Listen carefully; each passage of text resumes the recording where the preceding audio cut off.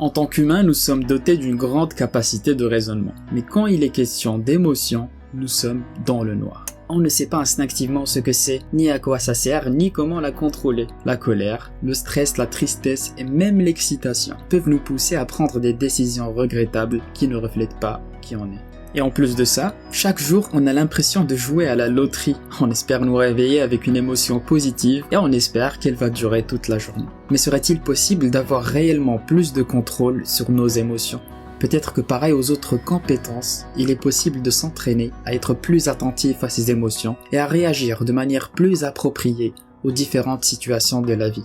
Dans cette mini-série de 3 vidéos, j'aimerais explorer avec vous l'univers impressionnant des émotions, mettre la lumière sur ce que c'est, sur sa fonction dans notre vie et vous présenter des méthodes efficaces pour mieux gérer la personne émotionnelle que vous êtes.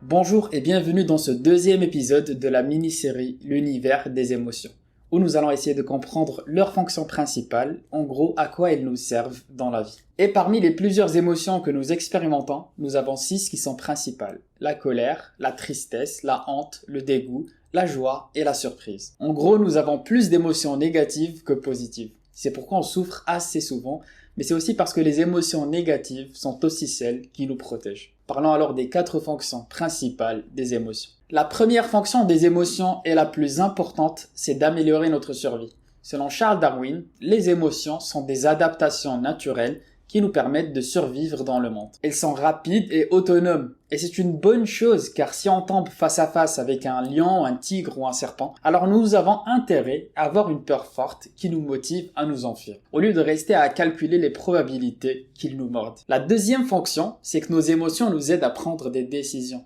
Elles ont une grande influence sur les décisions que nous prenons. Par exemple, quand on veut acheter un téléphone ou n'importe quel produit de valeur, on commence par comparer les caractéristiques de plusieurs. Il me faut autant de stockage, une bonne caméra, etc.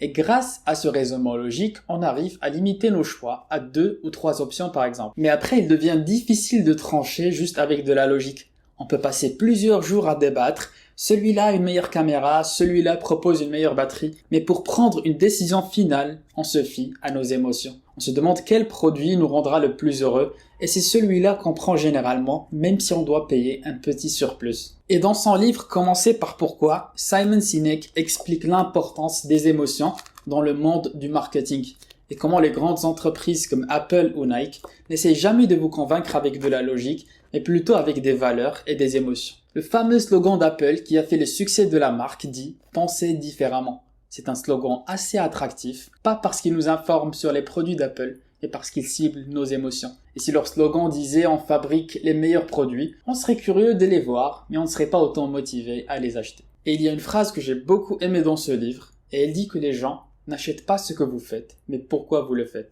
En gros, quand vous voulez vendre un produit ou une idée, il faut cibler le cœur des gens en premier en leur expliquant pourquoi vous faites ce que vous faites et après les convaincre avec de la logique et des produits. La troisième fonction des émotions, c'est qu'elles nous motivent à agir pour atteindre des objectifs. Quand nous avons un test qui approche, nous ressentons de l'anxiété. Et cette anxiété nous motive à passer à l'action. Et beaucoup de gens, sans le savoir, comptent sur leurs émotions pour arrêter de procrastiner sur les choses importantes. Et c'est généralement les gens qui stressent un peu plus, qui passent plus de temps à étudier. Quatrièmement, les émotions nous permettent aussi de communiquer ce qu'on ressent avec les autres. On essaie de leur donner des informations pour qu'ils puissent faire quelque chose. Quand tu boudes ou que tu pleures, c'est un message que ton cerveau adresse aux autres pour qu'ils fassent quelque chose, comme t'aider à trouver une solution, ou bien juste être là pour toi. Et de la même manière, les émotions des autres nous permettent de comprendre ce qu'ils ressentent et d'agir de manière appropriée. Et le tout permet au final de cultiver des relations qui ont plus de sens et de profondeur. Pour résumer le contenu de ce 2e épisode, on a vu que les émotions sont un outil efficace pour éviter le danger,